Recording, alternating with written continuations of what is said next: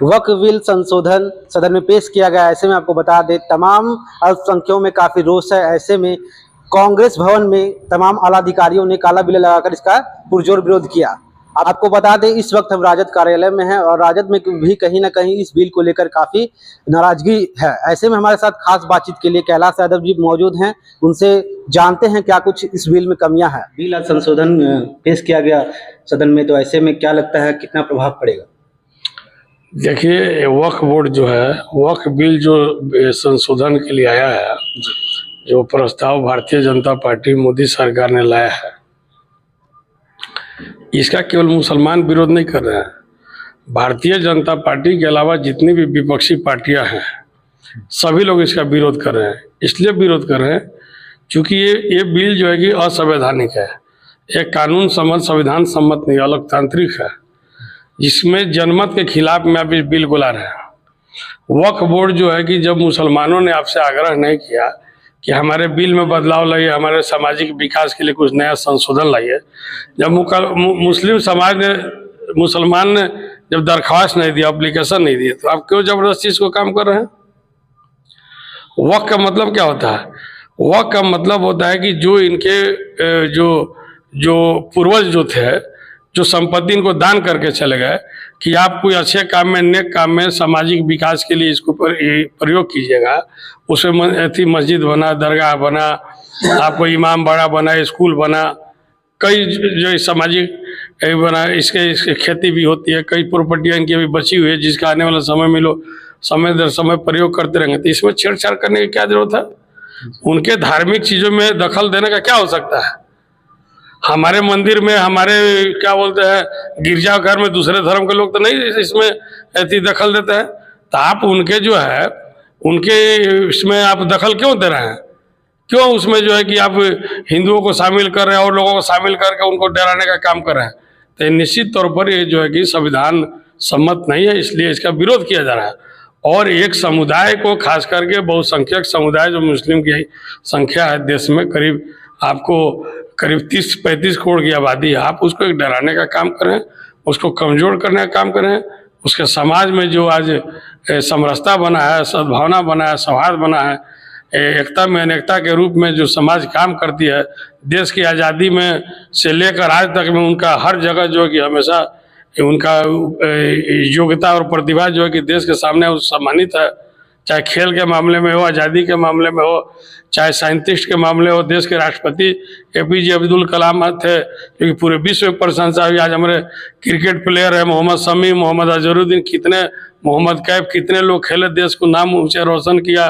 पहले भी थे, सैयद किरमानी थे, आपको जो है कि मौलाना अब्दुल कलाम आज़ाद शिक्षाविद थे। तो ऐसे कितने लोग जो रहे हैं, कितने जो है कि साहित्यकार रहे हैं, संगीतकार रहे हैं।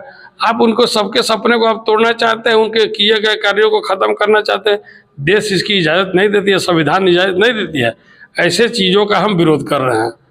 वक्फ बोर्ड में जो बड़े अधिकारी हैं जैसे DM है, उन्हें भी उसमें सदस्य बनाने को लेकर के लोग विरोध कर रहे हैं अल्पसंख्यक के। इसमें क्या? नहीं, जब उसका ऑलरेडी ट्रिब्यूनल कोर्ट बना हुआ है, उसका ऑलरेडी ट्रिब्यूनल कोर्ट बना हुआ है, तो इसमें नया थोपने की क्या दरकार है? जब कोर्ट ऑलरेडी उसकी न्यायालय बना हुआ है, तो आप इसमें DM को डाल के क्या मैसेज? इसका मतलब सरकार के अधीन काम करेंगे आप। और आप बोलते हैं कि अब आपको सर्टिफिकेट देना होगा, प्रमाण पत्र कि हम इस धर्म से आते हैं। ये बताइए, हम क्या खाएंगे, क्या पिएंगे, क्या कपड़ा पहनेंगे, क्या घूमेंगे, किस गाड़ी से घूमेंगे, कहाँ रहेंगे, और हम किस जाति से आते हैं, किस धर्म से आते हैं, हम आपको अब सर्टिफिकेट दे के रहेंगे? ये गंगा जमुना तहजीब का देश है, ये हिंदू मुस्लिम सिख ईसाई जैनों के देश है। तो इसलिए जो है ऐसे चीज़ों का तो अभी देश में कभी ऐसा स्थिति है नहीं। और देश में एक कानून बना हुआ है, व्यवस्था बनी हुई है, उस संविधान के खिलाफ में अभी सब चीज़ क्यों लाने का काम कर रहे हैं? तो आप बहुमत का दुरुपयोग कर रहे हैं, बहुसंख्यक समाज को कमजोर करने का एक साजिश रह रहे हैं। जो उनकी संपत्ति प्रॉपर्टी बची हुई है उसको लूटने का प्रयास कर रहे हैं, अडानी अंबानी को देने का प्रयास कर रहे हैं। आप जो है कि जैसे रेलवे का, एयरपोर्ट का जमीन को आपने दुरुपयोग किया, निजी हाथों में दिया, PSU की जमीन को निजी हाथों में दिया, जैसे यहीं पर SEC बगल में इसकी सारी जमीन को आपने ले लिया। तो उसी तरीके से आप देश भर की जमीन को लूटना चाहते हैं और इसका इनका सीधा मकसद है उसके संपत्ति से बेदखल करना, इसको कमजोर करना, और मुसलमान को कमजोर करके इस देश को कमजोर करना चाहिए। इस देश हित में नहीं है। तो आपको क्या लगता है, आपकी क्या राय है कि इसे हटा दिया जाए फिर, या इसमें और संशोधन की जरूरत है? जो आवश्यक चीज उसमें संशोधन करना, लेकिन बेफजूल का चीज लाके आप उसके उन पर मानसिक दबाव बनाना चाहते हैं, ये गैर संवैधानिक है, इसको संविधान इजाजत नहीं देता है। और ऑलरेडी वक्फ बोर्ड का कानून पहले से बना हुआ है, समय दर समय संशोधन होता है। विपक्ष के पार्टियों को, लोगों को आप सम्मान नहीं देते, उनकी बातों को नहीं सुनी जाती है। मुसलमान जो जेपीसी में थे सदस्य, उनकी बात नहीं सुनी गई, विपक्षी पार्टियों के सांसदों की बात नहीं सुनी गई, खारिज कर दिया गया। और आनंद फानन में, अफरा तफरी में आज ही आप बहस कराइएगा, आज ही वोटिंग कराएगा, आज ही इसको कानून बनाने के लिए आगे बढ़ाइएगा, फिर कल राज्यसभा में पेश कीजिएगा।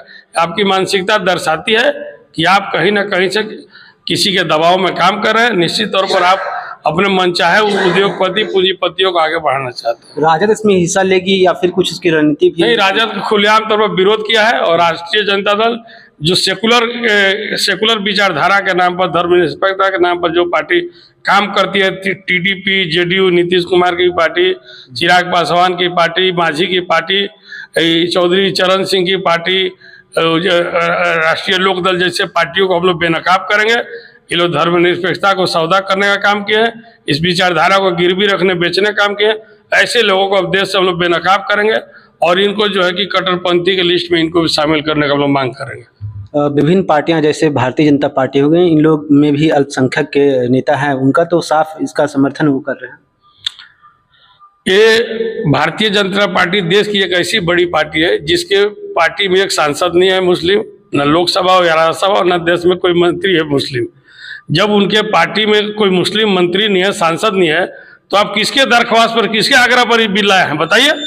तो देश को आप बेवकूफ़ बना रहे हैं। क्या अल्पसंख्यक मंत्रालय जो है कि आपको ये डिमांड किया कि इस पर संशोधन बिल होना चाहिए, बदलाव आना चाहिए, इस विधेयक विषय पर बदलाव आना चाहिए? कौन से मुस्लिम सांसद ने आपको लिख के दिया कि संशोधन बिल लाइए और इसमें प्रस्ताव लाके जो है कि मुस्लिम के हक में ऐसा काम कीजिए? ये जो है कि बीजेपी कट्टरपंथी पार्टी है, भारत जलाओ पार्टी है, भारतीय झूठा पार्टी है, ये दमनकारी पार्टी है। सीधा तौर पर मुस्लिमों के खिलाफ में सीधा अदावत लेने का काम करिए, जिसको हम लोग बर्दाश्त नहीं करेंगे। इस विषय पर हम लोग खुले तौर पर अल्पसंख्यक समाज के साथ में, देश के साथ में, ये देश के हितकारी कदम देश के हित में नहीं है।